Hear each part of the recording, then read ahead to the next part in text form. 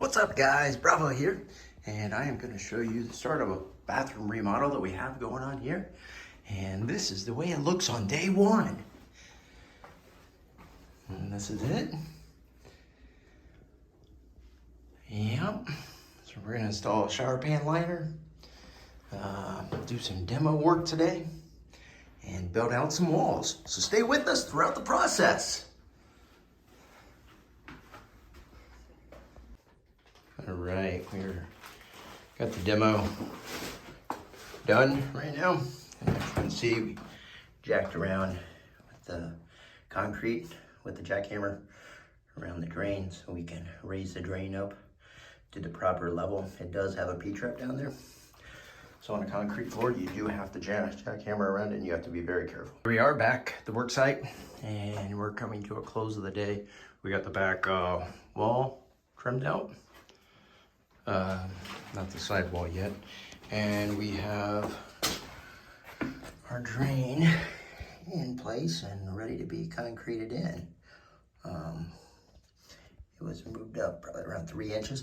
And we do have a good pre-slope on this prior pan. So we will be using that as our pre-slope. So the next step will be filling in the concrete and then putting the rest of the wood on these walls. Be back at you shortly. Here we are back for another day, and we got it all framed up yesterday. The new curb was built because the contractor before did not put any waterproofing in at all, so that's been replaced. And the niche was leaking water, so it was replaced as well. It's all about waterproofing. I mean, it can look pretty, but if you don't waterproof a shower, you're gonna have some problems. Next step is we came in here and vacuumed and cleaned everything out. Our next thing is putting in the shower pan liner, which is gonna be our waterproofing membrane to collect the water and go down the drain. And I will actually video that entire process here. Thank you. Stay tuned. Okay guys, right now we are installing the shower pan liner. We wrapped our curb to start with. The liner went down inside the drain so that the water will go down inside of it, and then the top to the drain goes on top of it with 4 screws. And you got to put silicone up underneath that as well whenever you cut the liner at the drain. But you can see the liner wraps behind the hardy board. I've seen people wrap it on the outside of the hardy board and then tile over it. It's completely wrong. Don't do that. And that's all that we use here is the hardy board. We don't use Durock or if anyone's using the purple or green board anymore, you should never let them on your property. But anyways, yeah, we just use hardy board. I go over the corners with the silicone to seal it. And as you can see, I'm doing my mud mix right now with the custom concrete pan. And this here is just time consuming and making sure that it has the proper slope so that the water drains into the drain. You can put your level there and make sure, along the sides, I make sure that it's level. So that when I lay that first row of tile, I can lay it right on that and it is level. But make sure with the level, the bubble is not level when you're going towards a drain. So I put a pretty good slope on it, probably around 1/4 inch slope, easy.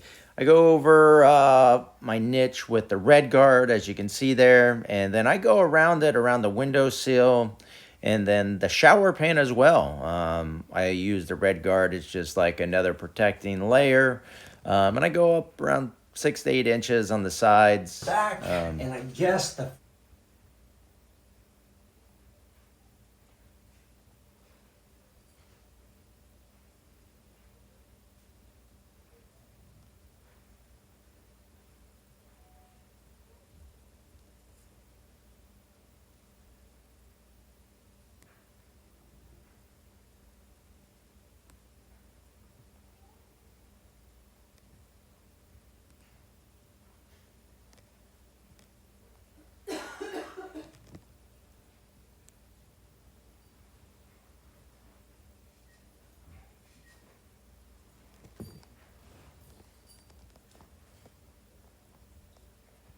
Okay, we're back at it.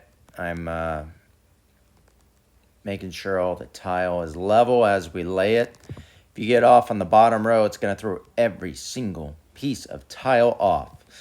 Why I kind of go over it with a level, make sure it is straight, just in case my bottom wasn't perfectly straight. And as you can see, I'm using my level quite a bit. Because I do not want to get off, especially going up there on that window. You don't want to be off by a quarter of an inch, an eighth of an inch. You want to be right on. So, and as you can see, all that we use out there is Ultraflex 2 for the mortar. Pretty much when you put on the back of this tile, your tile pieces will stick pretty well, where it is almost impossible to get it off after you put it on there properly. That's why it's being held up there at the joints above the window and it's not crashing down. Also, whenever I'm doing the ceilings, I do it the same way. I use Ultraflex 2. It seems like it's the only thing that holds it up there. But yeah, I'm starting on another wall. And I've kind of laid out the pattern that I'm doing, and I kind of go with that along the whole thing. The aluminum schuler over there, I'm starting to put up along the edge. I kind of put one screw in it, and kind of how it is at the top. The mortar holds the schuler in with the tile. I make sure I definitely have it on the edge properly, and if I don't have enough mortar, I will put more. There, I just drilled the hole for the shower head, which I use a diamond bit for that. You can pick that up at any Home Depot and Lowe's, but makes it pretty easy to use. You just got to get the right angle on that to drill the hole. So we're now on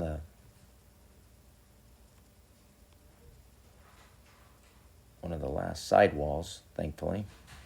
That's not even the toughest. I'd say probably the most time-consuming part here is probably doing around the niche that's on that back wall, which will be coming up here shortly. But yeah, hanging these top pieces. Yep, there is that niche, which is everyone just thinks, hey, let's throw in a niche. They're nice, but they're sort of a pain. I know I make it look easy, but it is definitely some sort of just time consuming around them. So we do charge a little bit more for doing the niche. We have to. It's just time consuming. So, but yeah, and as you can see there, I'm using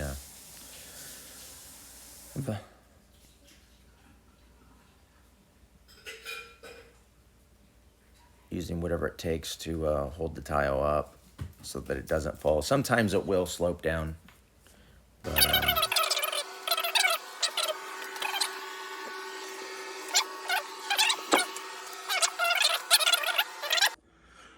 welcome back, guys. Today we're going to be doing some grouting before we install the floor.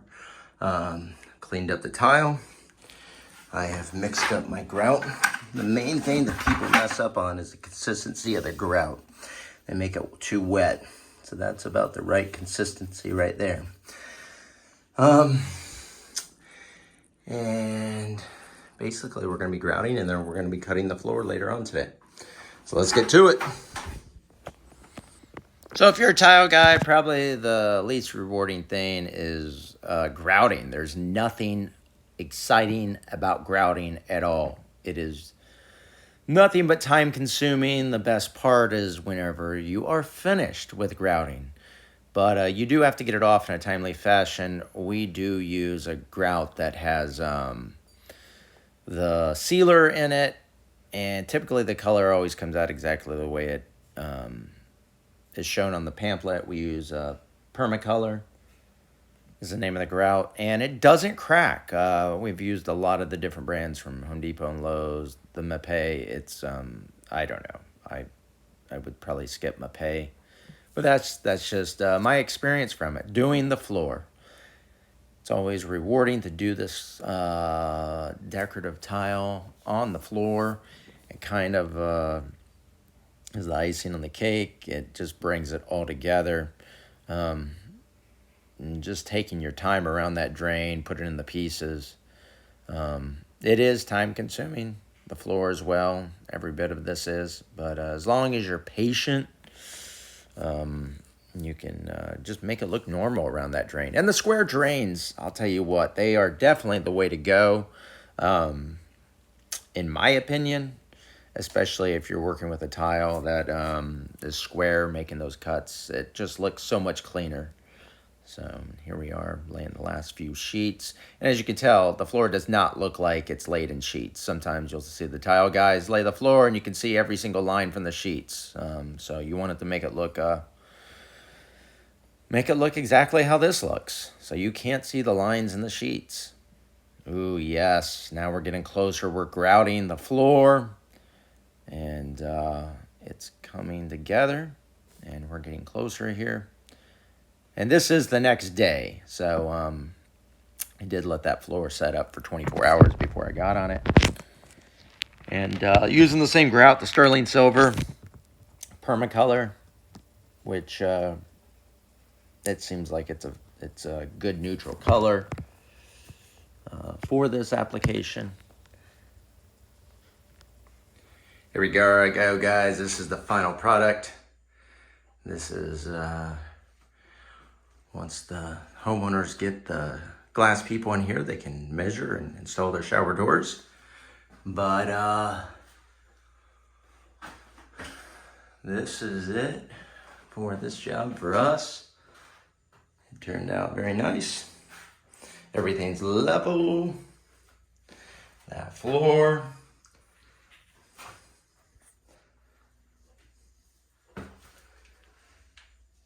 That niche.